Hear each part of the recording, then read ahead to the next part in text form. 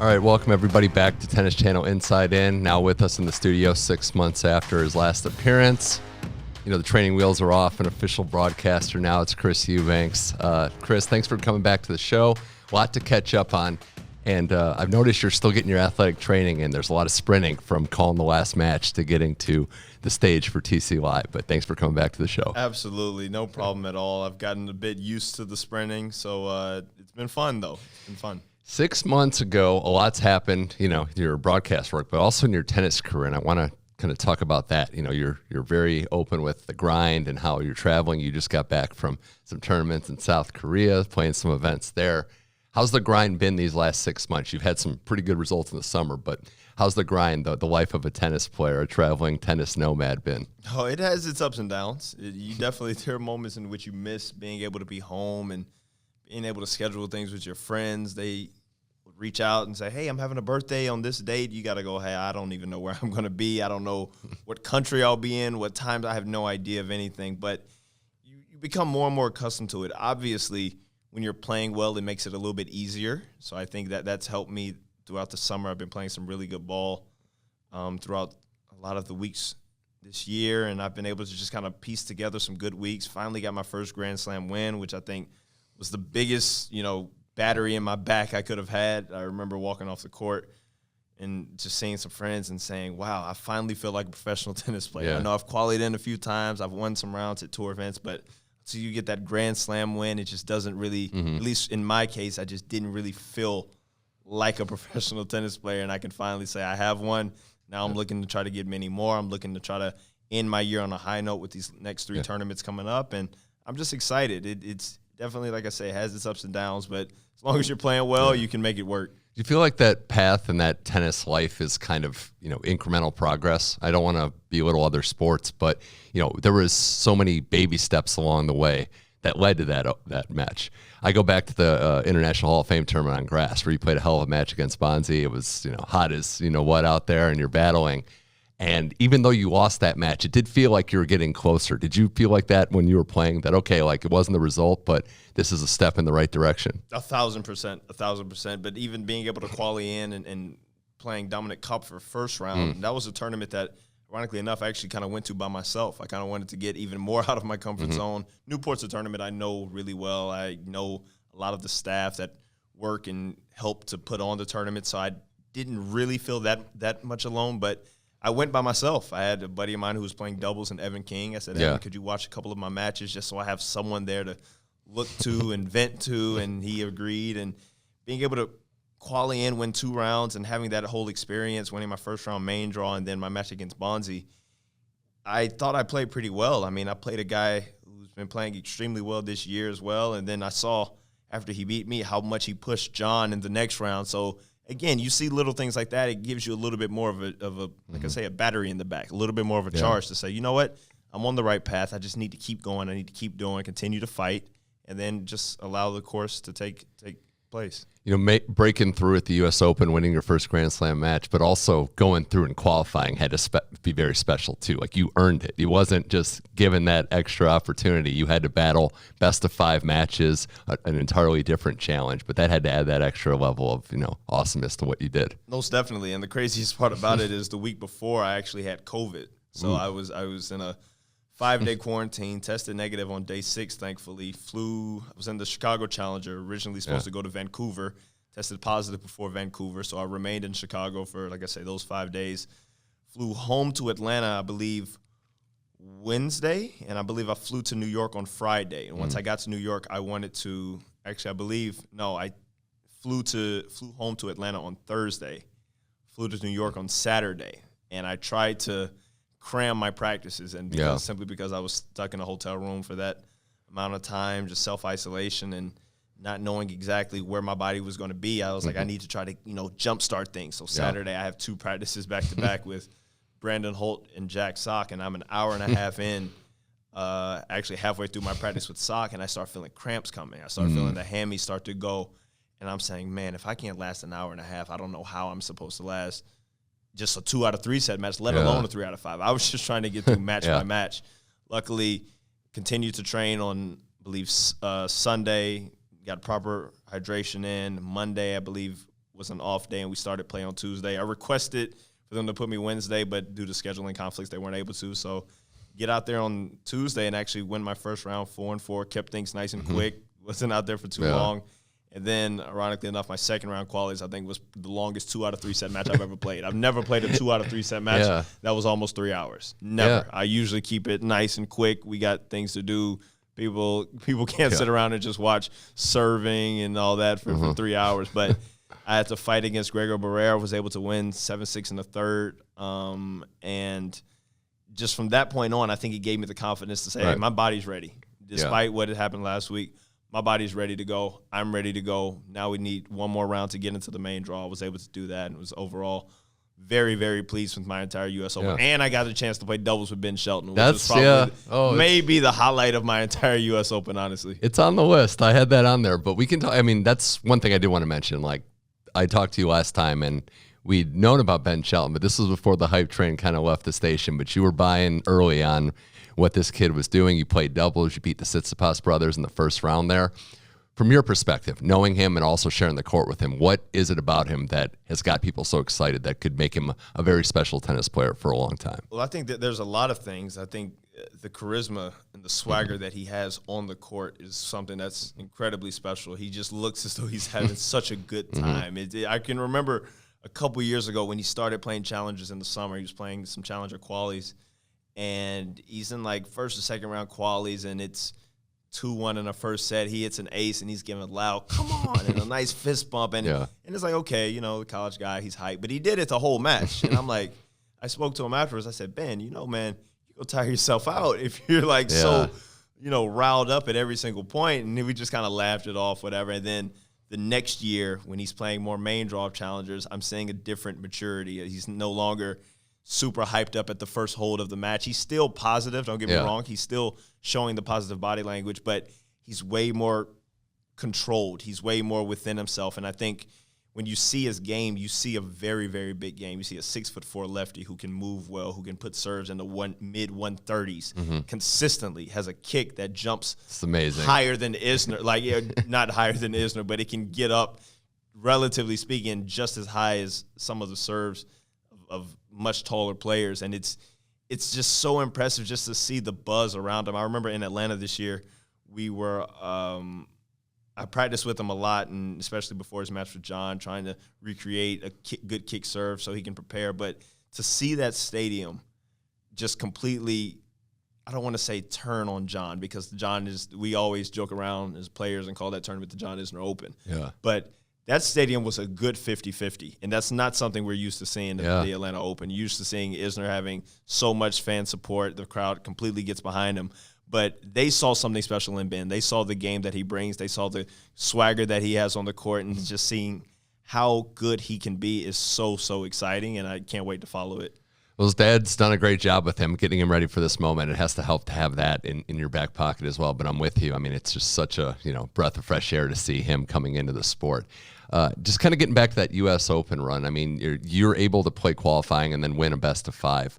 As a tennis player, how do you switch up or adjust to the best-of-5 format? Is that extra training? Is that more endurance stuff? Because it's now just in majors.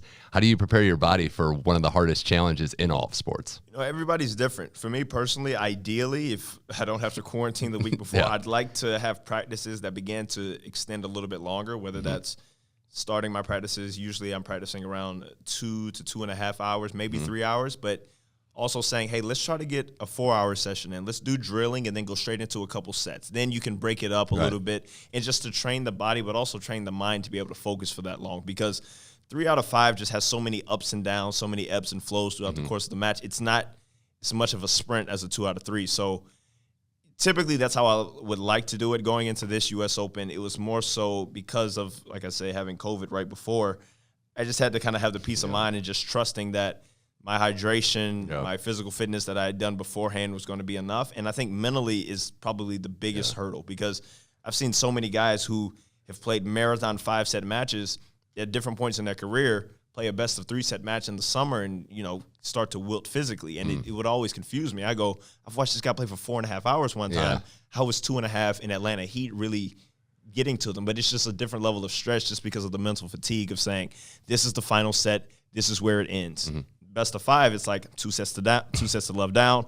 I just need to get 1. If I can get 1, then I can get 2. And it's just, they're different mental exercises, I feel like, in a 3 out of 5 that don't really come into play in a 2 out of 3. And the more you play them, the more you get used to them, and you can kind of go about it that way. You're exactly right. I mean, how many times you see the greats like the Djokovic's or the Nadals come back from 2 down, and we're watching it now saying if the person doesn't win in straight sets, it's probably not going to go their way. Exactly. If they get 1, they're coming back all the way.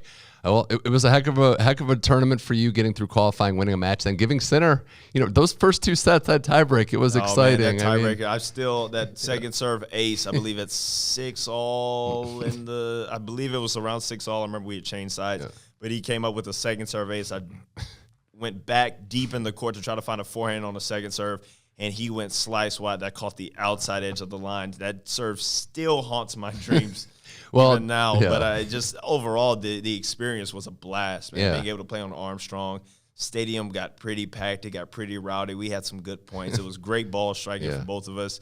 And again, I think for me, not having too much experience in the best of 5, going down 2 sets to love, that heel just looked so big, and I just felt a little bit pressed. He also adjusted some things tactically, gave me a little bit of problems, but it was fun. Definitely was a fun experience, getting able to match up against a guy top 10 in the world. I got to play Rude earlier this year in Indian Wells. I got to play Center this year at Indian Wells, so it's been very good to be able to measure my game against some of the best players in the world. Yeah, as you're leveling up, you're playing some of the very best, even when they're on their way up. Francis in the City Open, playing Tiafoe there. Jack Draper before he kind of came up as well in a tight 3-set match. I forgot about that one, What's the difference, if you can say, from both a player and an analyst, someone that's sharing the court with these players?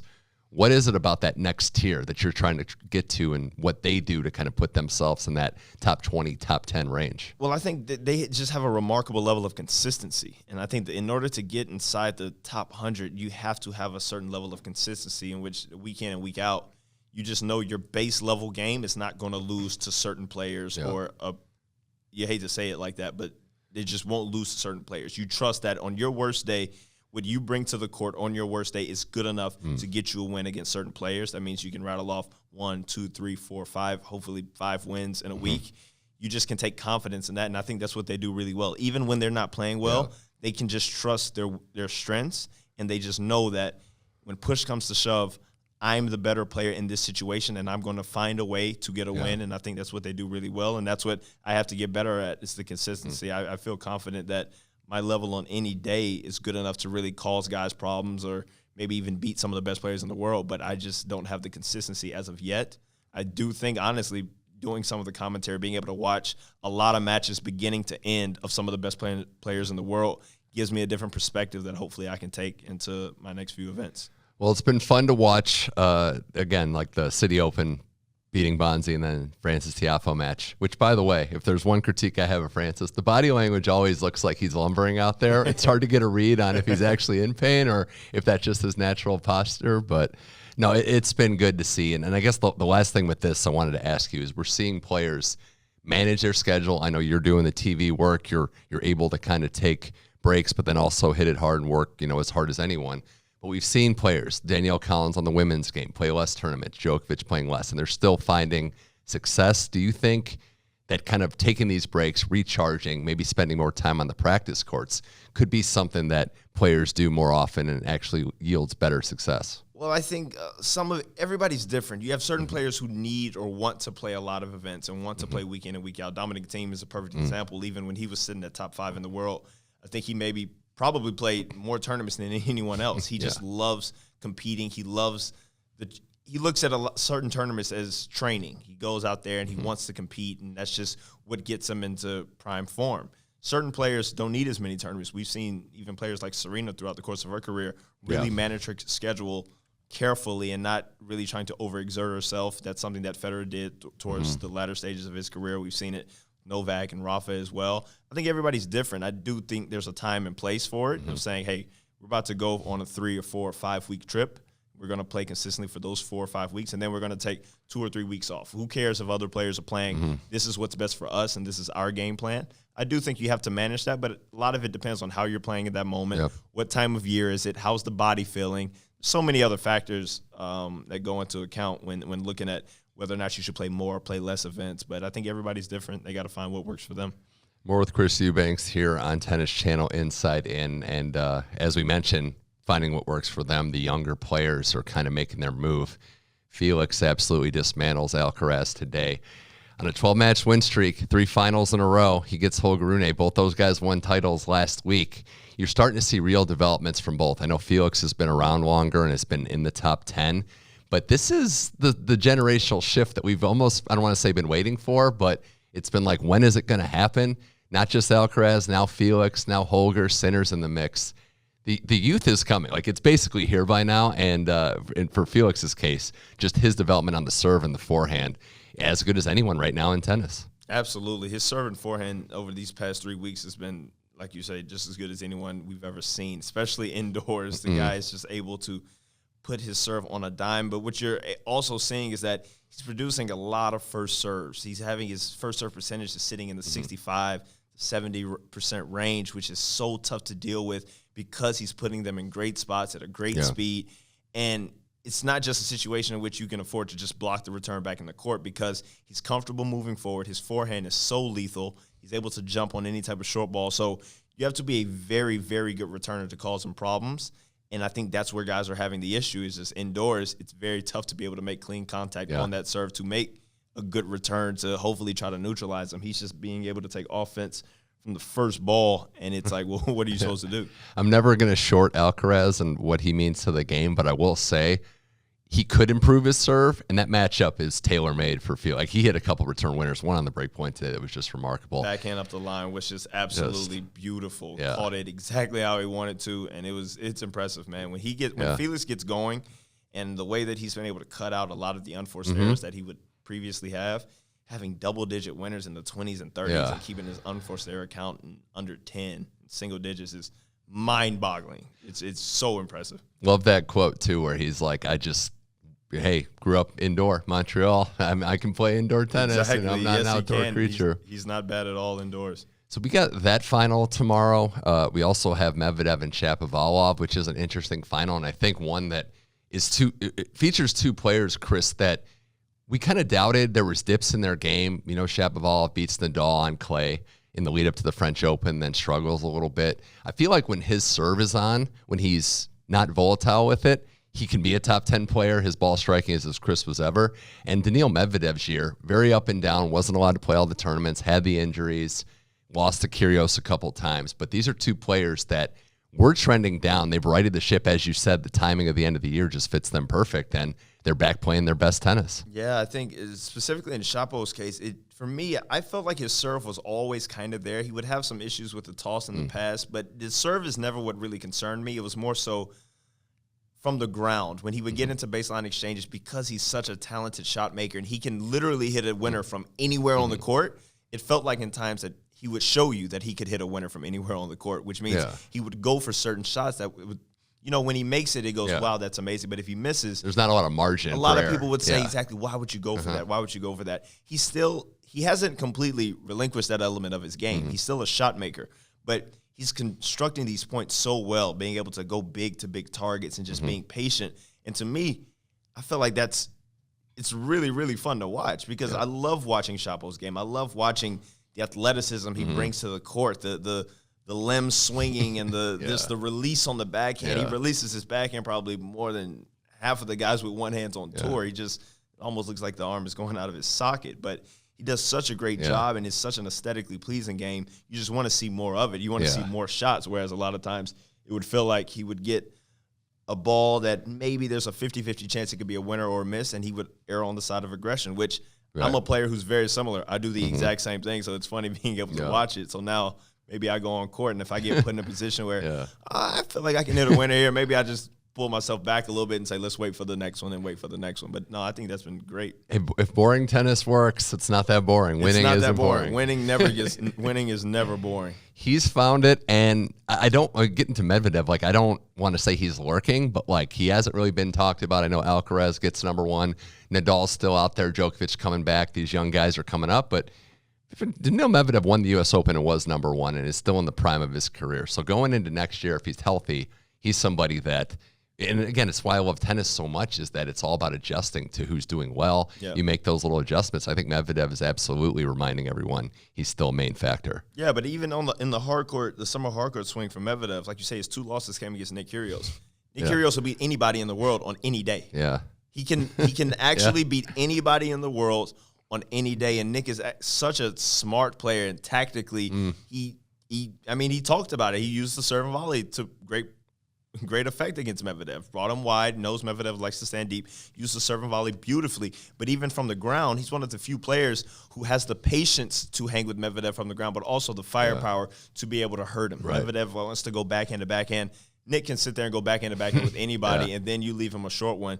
He can be dangerous on the forehand. So me personally, although he lost to Nick twice, I didn't take too much from that and say, oh, Medvedev, he's slipping a little bit, because I know how dangerous Nick can be, and I know Nick can beat anybody on any day. It's just like, hey, that's a tough draw right there, because if you got anyone else throughout the draw, probably has a better chance. But I think Medvedev's in good form. I mean, I know he's had to take a little bit of time off after Astana with the injury and other things with the birth of his first child and everything. But like you say, he hasn't been talked about a lot, and he's probably okay with that. He's probably perfectly fine with it. He knows where his level is. Hasn't dropped serve all week in Vienna, so he's serving extremely well in indoor tennis. It's probably one of the biggest factors, and if he's able to continue to do that, he's definitely a threat to win the year in championships. Some good finals coming up, Paris as well, and then we got the ATP Tour Finals. Chris Eubanks on Tennis Channel Inside In. Before I let you go, I'm going to lighten it up a little bit, talk a little bit about what's kind of going forward. And I did want to ask you, because we got these monitors here, and I try to use them as best. There was some content that was produced this year that featured a lot of tennis players, and I've interviewed her twice on this show, Blair Henley. I just want to know what your thoughts was what did on Blair the video. do? Oh, this one here. Yeah, I know what this is. Blair's you're going to play this? Hey, Coco, what's going on? Oh, hang on one second.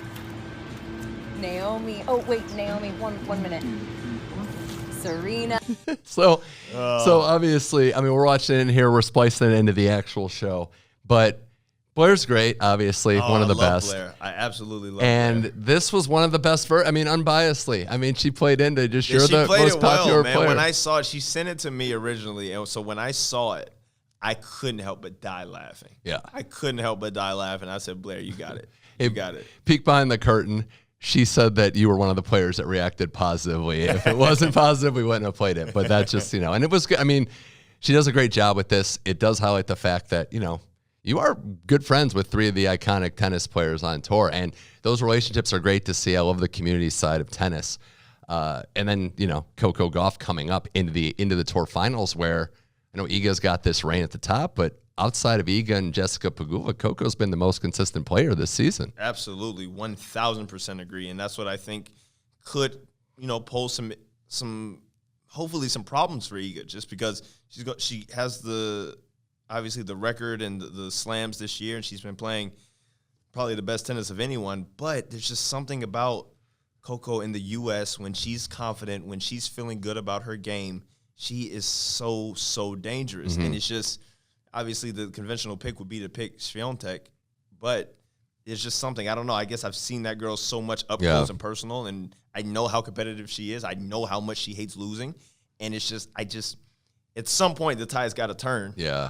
And, it'll be interesting to see the first few matches. Round-robin format, round too. Round-robin is interesting. format, exactly. So it'd be interesting to see the first couple matches. I would love to see Iga's form and also Coco's form. How are the indoor conditions down in Fort Worth going to affect? Are they quick courts, slow courts? Who knows? Yeah. I think that's going to play a big part in it. But I'm excited to watch the WTA year-end finals, man. It's going to be fun. So I got to see her play down in San Diego, and 2 things stood out to me. One was just the fight, the competitiveness, you said, the match against Andreescu. First time ever playing. Yeah. Not easy to play her for the first time. I think she fell on match point or something. Slipped and fell and still won the point. But that's one where you have to adjust. You can't, you're going to be playing her. She's going to be doing unconventional things. Your A game might not be there. She fought, got through it. The other thing that struck me, too, and you can speak to this, is very process-oriented. She knows that Rome wasn't built in a day. There's things you have to work on, or the athleticism is unmatched, what she can do on both sides, but really improving the forehand, the consistency there, and her serve, specifically the toss. I've noticed those incremental improvements that, quite frankly, you would expect from someone much older. She's already a seasoned vet at 18, and I know Iga deserves to be the best, but I would obviously be banking Coco to compete with anybody, Iga included. Yeah, but I also think one thing that doesn't get talked about enough with Coco, and it's not even anything personally, it's just been her situation. This was her first year being able to play a full WTA schedule because of the age restrictions that were placed on her. Yeah. So you go, all right, this girl is now allowed to play as many tournaments as she wants, and they will all count for her ranking, and there's nothing holding her back. Yeah. And she makes top 5 in the world. Uh-huh. The outlook is so bright. I feel like she has always, and her family and her coaches, they've always had that kind of long-term approach because they've known when she burst on the scene at 15, they say, just continue to build. We're not really focusing on where your ranking is going to be. It's never really been a point of emphasis for them, but then you happen to look at the rankings and she's gotten better every single year. And it's like, well, she's being able to play more tournaments. She's getting more experience. She's playing better. She's traveling to there's something to be said for being able to go to the same tournament multiple times. Now you feel more comfortable. You don't have to wonder, where's the players' lounge or where's the locker? Right. I've been here before. I know what this is like. I can, revert back to, previous experiences in the same places. So all of that is just part of the process that they've done such a great job of just being able to surround her with people who think like them. Be very, very process-oriented, not concerned with, you need to be this ranking. You should have won a slam by now. It says, no, we continue to put in the work. What's going to happen is going to happen on its own time. Only thing we can focus on is do the work.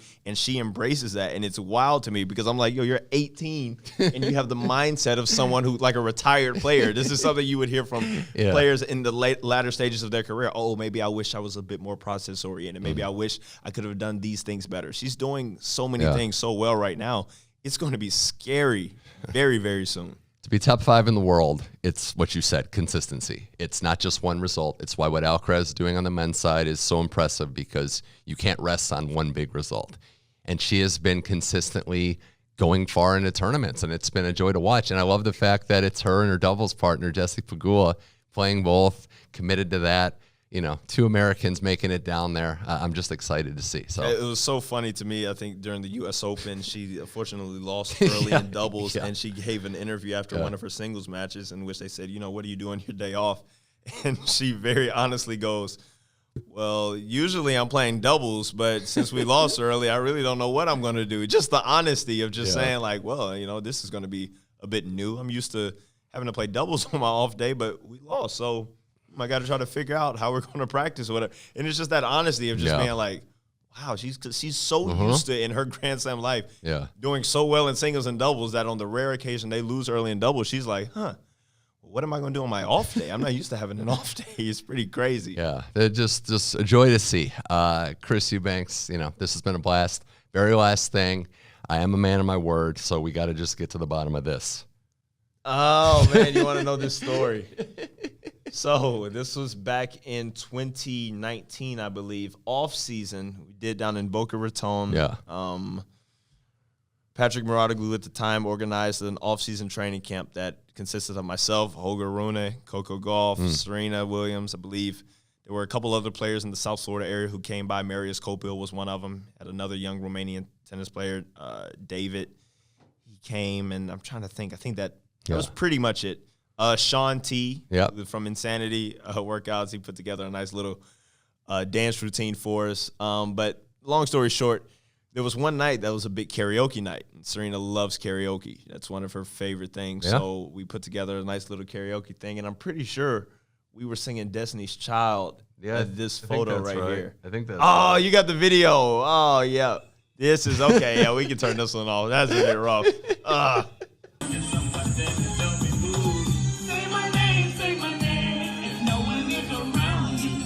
I can't listen to this.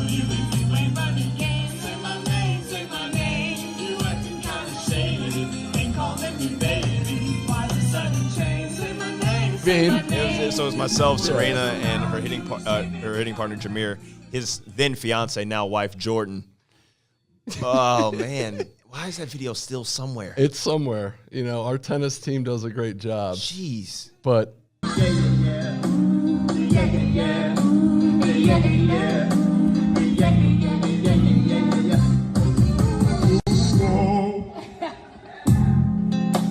Yeah, the yeah are my favorite part. Well, we all knew, we knew it. If we were Destiny's Child. You did very well in this. You were really carrying the group.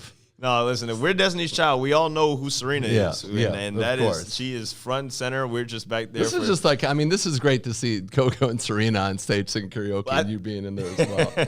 Obviously, no offense, but it's great. And Serena's in the center and a lot of good dancing from her. I think she really brought the energy there. Yeah, she did for sure. But this is, I mean, look, you know, we can stop it here, but you know what I'm getting at. Like, this was just a fun opportunity for a lot of the players to kind of get to know each other, and you guys being great friends and singing Destiny's Child, and you know there's a you know, you were pretty excited. The tweet was, I think, like, it was super fun in the moment. It's just in the moment when you do something like that, you don't think of how the video is going to look later down the line. You're so focus on the moment of having a good time, and that's exactly what we did. We had a great time, and now it makes for a great cringe-worthy video. She said she loves karaoke after that U.S. Open match. That's what she's going to do. And what do you think about her going forward? Are we going to see her on the court in 2023? Who knows, man? I shot my shot at her to see if she wanted to play some mixed doubles. I'm sure she could sneak us into some tournaments. But, you know, she made it pretty clear that she doesn't want to use the term retirement. She considers it an evolution. She wants to continue to evolve, and that was very, very apparent in the article when it was announced. And even to this day, she still doesn't like to use the word retirement. I think some people are trying to get her to use the word. So, are you retired? Are you not? So she could be playing it up a little bit. I don't really know. I don't know what her plans are going to be. Would love to see her remain in some way, shape, or form around the game, just because you know, she's meant so much to the game and meant so much to so many people.